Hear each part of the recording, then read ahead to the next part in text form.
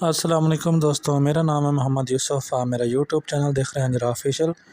دوستوں، ہم نے پچھلی ویڈیو میں بات کی تھی دوسرا دور بابر سے اورنگزیب عالمگیر تک۔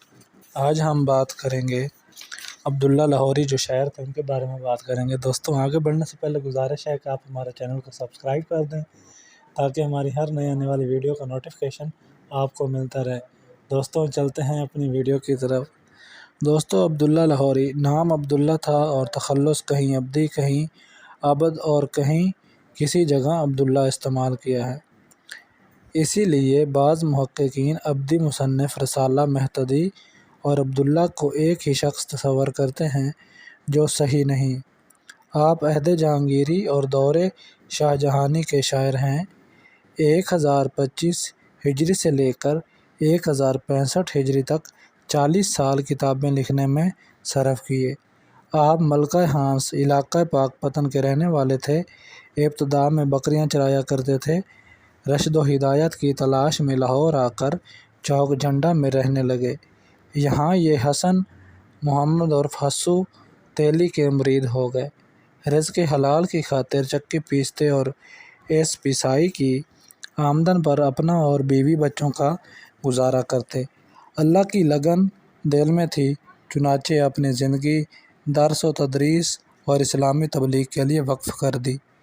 آپ کا تمام کلام شریعت پر مبنی ہے۔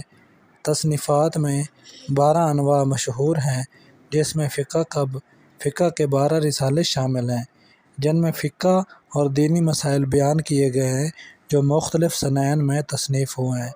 ان رسائل کے نام حسب ذیل موجود ہیں۔ نمبر 1 پر ہے تحفہ 1025 ہجری، نمبر 2 پر ہے نصف فرائض 1032 ہجری، نمبر 3 پر ہے خلاصہ معاملات 1043 ہجری، نمبر 4 پر ہے انواع العلوم 1044 ہجری، نمبر 5 پر ہے معرفت الہی 1045 ہجری اور نمبر 6 پر ہے خیر العاشقین کلاں 1054 ہجری، نمبر 7 پر ہے فرائض شرح سراجی 1058 ہجری اور نمبر 8 پر ہے خیر المومنین یا خیر العاشقین عاشقین خورد 1065 ہجری، نمبر 9 پر ہے حصار الایمان تاریخ نہیں دی گئی اور نمبر 10 پر ہے سیکل اول، نمبر 11 پر ہے ثقیل دوم اور نمبر 12 پر ہے حمد و ثنا۔ دوستو، قاضی فضل حق نے رسالہ فقہ ہندی 1075 ہجری کو بھی اس کی تصنیف تسلیم کیا ہے، جبکہ حافظ محمود شیرانی نے پنجاب میں اردو میں جس فقہ ہندی کا حوالہ دیا ہے وہ عبداللہ انصاری کی تصنیف ہے۔ ان کی نہیں عین الحق فرید کوٹی نے تحقیق سے ان کی ایک گم شدہ تحریر تحفۃ الطلباء کا پتہ دیا ہے۔ یہ کتاب بھی دینی مسائل سے تعلق رکھتی ہے۔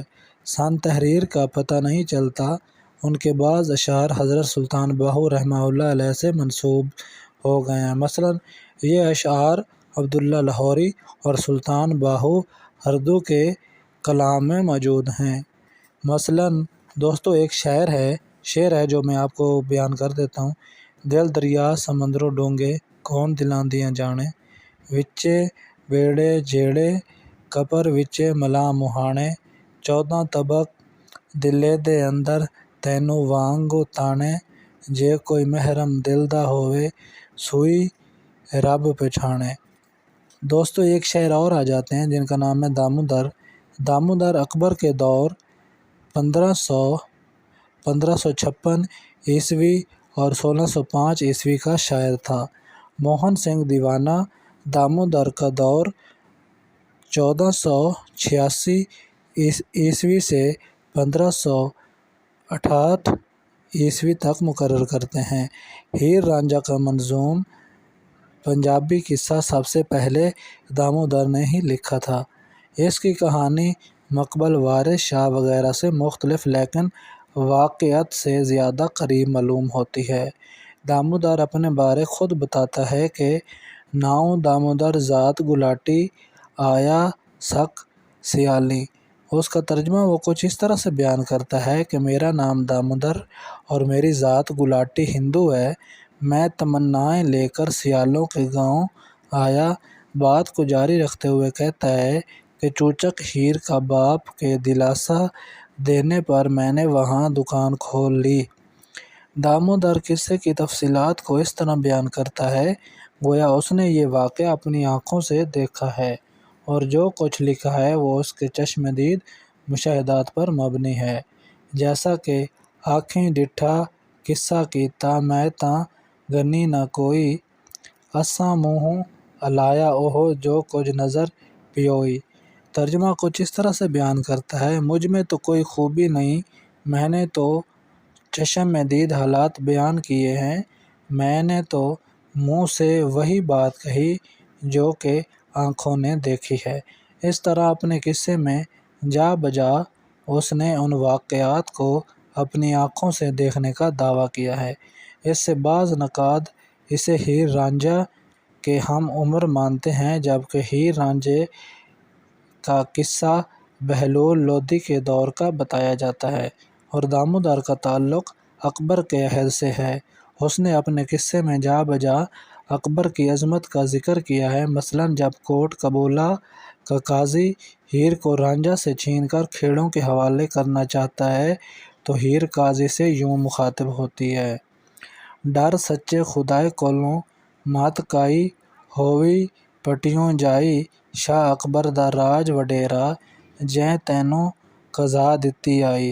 ترجمہ سچے خدا سے ڈر، شاید تمہاری بھی کوئی بیٹی ہو، شاہ اکبر کا راج بڑا ہے جس نے تمہیں منصب قضا دیا۔ دوستو یہ تھی ہماری آج کی ویڈیو۔ اگر آپ کو ہماری ویڈیو اچھی لگی ہو تو ویڈیو کو لائک کر دیں، چینل کو سبسکرائب کر دیں تاکہ ہماری اسی طرح ہسٹری سے متعلق نئی جو ویڈیو آئے وہ آپ کو سب سے پہلے نوٹیفیکیشن ملتا رہے۔ تو دوستو ملتے ہیں ایک نئی ویڈیو کے ساتھ، تب تک اپنا بہت سارا